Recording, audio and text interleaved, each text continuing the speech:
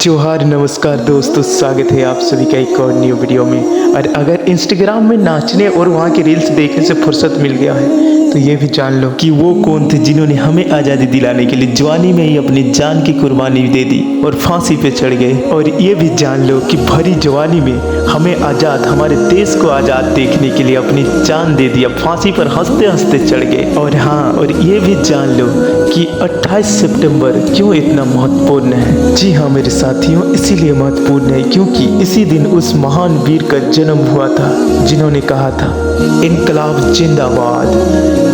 वो मुझे मार सकते हैं पर मेरे विचारों को नहीं। क्रांति मानव जाति का एक अविभाज्य अधिकार है। श्रम ही समाज का वास्तविक पोषक है। सरफरोशी की तमन्ना अब हमारे दिल में है। देखना है जोर कितना बाजुए का दिल में है। राग का हर एक कौन मेरे गर्मी से गतिमान है। मैं एक ऐसा पागल हूँ जो जेल में भी आज़ाद है। आज ही के दिन 28 सितंबर 1907 में भगत सिंह का जन्म एक पंजाब के सिख परिवार में लोईपुर जिले के बोंगा गांव में हुआ था।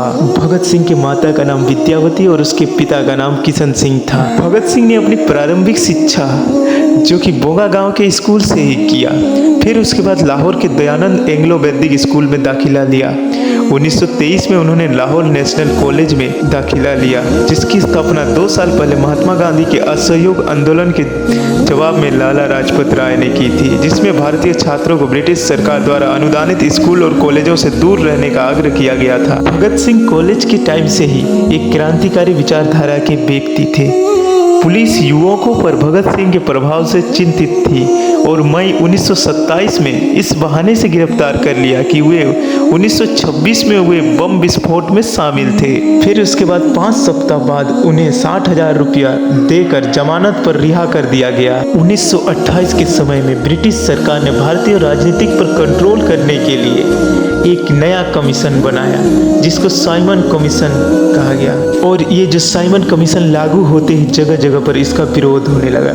इसका विरोध होने का मुख्य कारण था कि इस कमीशन में एक भी भारतीय सदस्य नहीं थे, जिसके कारण से इसका जगह जगह पर विरोध और प्रदर्शन होने लगा। जब आयोग ने 30 अक्टूबर 1928 को लाहौर का दौरा किया तो लाला लाजपत राय ने इसके विरोध में एक मार्च का नेतृत्व किया। बड़ी भीड़ को तितर बितर करने के लिए पुलिस के प्रयासों ने हिंसा का स्वरूप ले लिया। फिर उसके बाद जो पुलिस अधीक्षक जेम्स स्कॉट थे, उन्होंने पुलिस को आंदोलनकारियों पर लाठीचार्ज करने का आदेश दिया।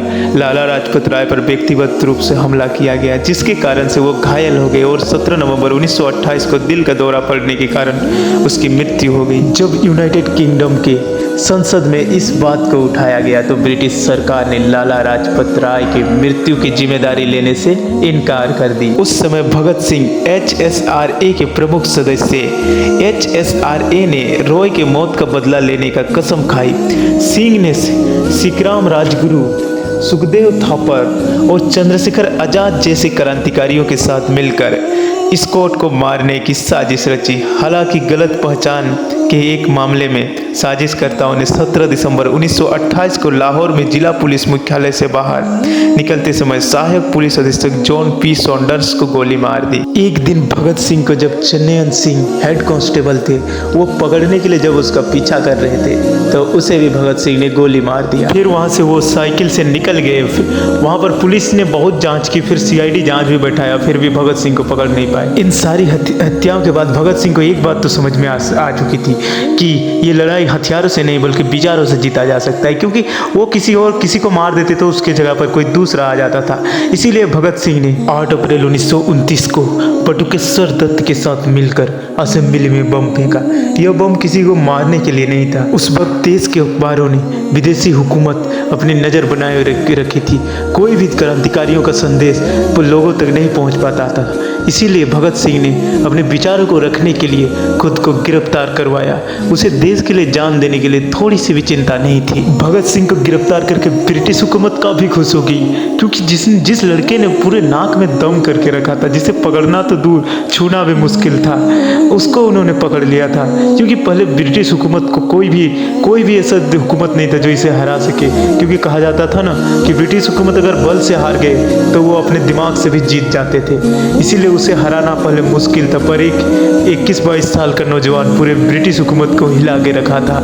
इसीलिए जब उन्होंने भगत सिंह को पकड़ा तो वे बहुत खुश हुए, पर उन्हें क्या पता था कि उन्होंने नहीं भगत सिंह को पकड़ा है, बल्कि उसने खुद को खुद से पकड़वाया है। क्योंकि भगत सिंह का मास्टर प्लान यही था कि उन्हें अंग्रेजी हुकूमत पकड़े और ले जाके कोर्ट में पेश करे, ताकि वो कोर्ट को अपने जैसे न्यूज अखबारों की तरह उपयोग कर सके, क्योंकि उसके विचारों को तो लोगों तक पहुंचाया नहीं जाता था, पर जो वो कोर्ट में जाएंगे वहाँ पर अपने विचार रखेंगे तो उससे देश के लोगों के कोने कोने के लोगों तक उसके विचार पहुँचे। इसीलिए उन्होंने खुद को पकड़वाया था। और जैसे जैसे कोर्ट में भगत सिंह के खिलाफ सुनवाई होती जा रही थी उससे वैसे अंग्रेजों के धोती खोल रहा था वो, क्योंकि 500 किताबों का ज्ञान रखने वाला भगत सिंह के तर्कों को काटने वाला कोई था ही नहीं उस कोर्ट में। ऐसा ही फेमस किस्सा एक भगत सिंह के बारे में बताया जाता है कि उसके एक साथी को बहला फुसला कर उसके खिलाफ खड़ा कर दिया जाता है कोर्ट पे।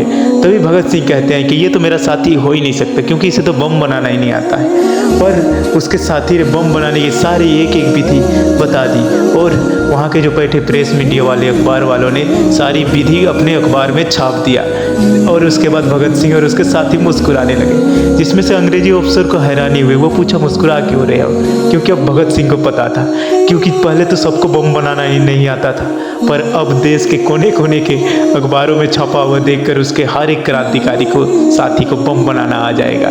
उसके ही मीडिया और उसके ही प्रेस के माध्यम से उन्होंने अपने विचारों को दूसरों तक पहुंचा दिया था। भगत सिंह ने अंग्रेजों के चेहरे से शराफत का नकाब हटाकर नंगा कर दिया, और सारी दुनिया को पता चल गया कि एक 21-22 साल का लड़के ने पूरे ब्रिटिश हुकूमत को हिला के रख दिया है। उसके बाद भगत सिंह का अगला कदम था भूख हड़ताल, जो उन्होंने जेल में किया, और उसने और उसके साथियों ने मिलकर 1-2 दिन नहीं बल्कि 116 दिन का भूख हड़ताल किया।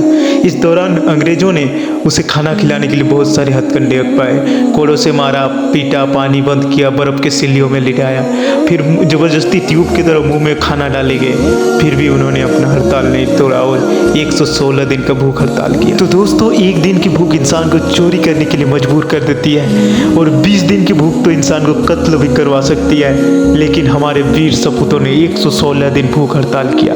वो किसके लिए? हमारे देश के लिए, ताकि हमारे देश गुलामी से बाहर आ सके, इसीलिए।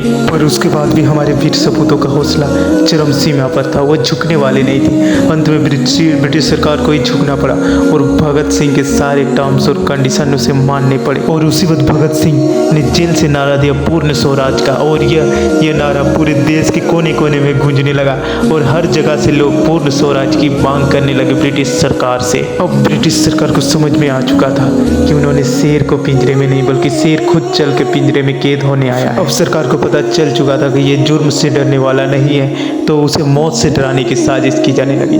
फिर से लाहौर कॉन्स्पिरेसी के केस को फिर से खोला गया, और भगत सिंह को फांसी की सजा देने की साजिश रची जाने लगी। पर भगत सिंह को इससे घंटा फर्क पड़ने वाला नहीं था, क्योंकि वो तो इसकी तैयारी करके ही आए थे। पर फिर वो काला दिन आया जब भगत सिंह, राजगुरु और सुखदेव तीनों को फांसी की सजा सुना दी गई। और भगत सिंह, सुखदेव और राजगुरु की फांसी का तय हुआ, जो कि 24 मार्च को था।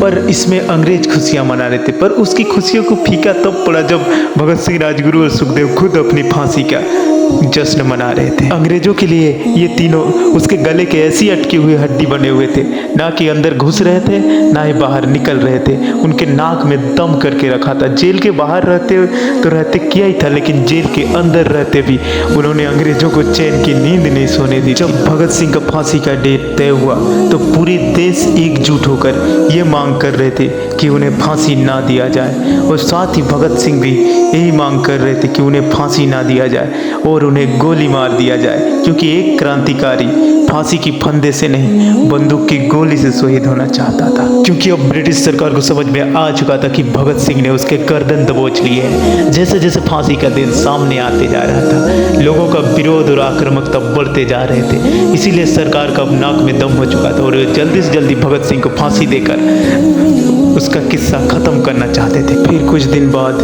भगत सिंह से मिलने उसकी माँ पहुंची, और उनके आंखों में दुख के आंसू नहीं बल्कि घमंड के आंसू था। घमंड इस बात का था कि उन्होंने एक ऐसे वीर सपूत को जन्म दिया है जिसको फांसी ना होने की दुआ पूरा देश कर रहा है। बचपन में भगत सिंह अपनी माँ को कहते थे कि जब वो बूढ़ी हो जाएगी तो उसके काम करने के लिए उसके लिए एक दुल्हन लेकर आएंगे। पर उसी बात को कहते हुए वहाँ पर भगत सिंह ने कहा कि माँ, इस जन्म में तो मैं भारत माता का कर्ज चुकाते रह गया और तुम्हारे लिए दुल्हन नहीं ला पाया। अगर अगला जन्म मिले तो मैं तुम्हारे साथ ही हमेशा रहूँगा, ऐसा कहा भगत सिंह ने। और जो अगली लाइन भगत सिंह ने अपनी माँ से कहा, उसे सुनकर तो आपके रोंगटे भी खड़े हो जाएंगे।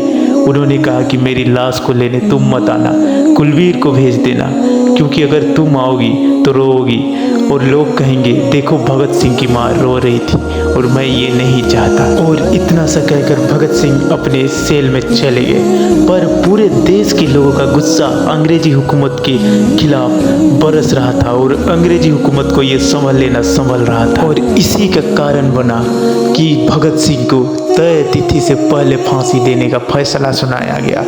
और इतिहास की वो पहली घटना थी जहां पर एक कैदी के डर से पूरे हुकूमत को अपना फैसला बदलना पड़ा और ये अंग्रेजों के मुंह में एक काला धब्बा था। और इसी का नतीजा था कि फांसी की एक नई तारीख सुनिश्चित हुई, 23 मार्च 1931। और जब फांसी के लिए अफसर उसे ले जाने उसके सेल में पहुंचे और तब भगत सिंह ने निकलते हुए जेल में ये नारा दिया, इनकलाब जिंदाबाद, जिसके जवाब में पूरा जेल गूंजने लगा। सारे कैदियों ने इनकलाब जिंदाबाद और सरफरोशी की तमन्ना अब हमारे दिल में है कि नारा लगाकर पूरा जेल को गुंजा दिया। लाहौर जेल के वो दीवारें बहुत से लोगों को फांसी चढ़ते हुए देखी थी, पर ऐसे लोगों को पहली बार देख रही थी जिसके लिए मौत तो खिलौना थी, जिसे वो बचपन से खेलते आ रहे थे। जब उन तीनों को फांसी देने के लिए खड़ा किया गया तो इतिहास में पहली बार ऐसा हुआ था कि उन तीनों की आंखें चमक रही थी और किसी भी ब्रिटिश अधिकारी की हिम्मत नहीं थी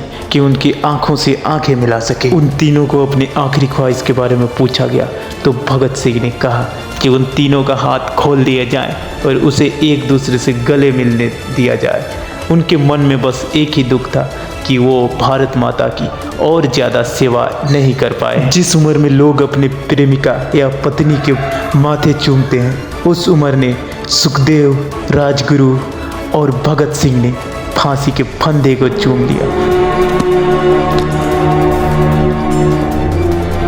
वो तीनों ऐसे सच्चे आशिक थे जिसकी कल्पना भी आजकल के बॉयफ्रेंड गर्लफ्रेंड कर भी नहीं सकते। भगत सिंह, सुखदेव और राजगुरु ने अपने आशिकी, अपने इश्क के लिए अपनी जान तक दे दी और वो देश प्रेम था। उन्होंने देश से ऐसा प्रेम किया जिसकी मिसालें आज भी दी जाती है। और प्रेम हो तो ऐसा हो, क्यों मरते हो सनम बेवफा के लिए, क्यों मरते हो सनम बेवफा के लिए, मरना है तो मरो वतन के लिए, लड़कियां भी दुपट्टा उतार देगी तुम्हारे कफन के लिए। तो दोस्तों, आप सभी को हमारी तरफ से सरदार भगत सिंह की जन्मदिन पर हार्दिक हार्दिक शुभकामनाएं। और सब एक बार कमेंट में बोलो इनकलाब जिंदाबाद।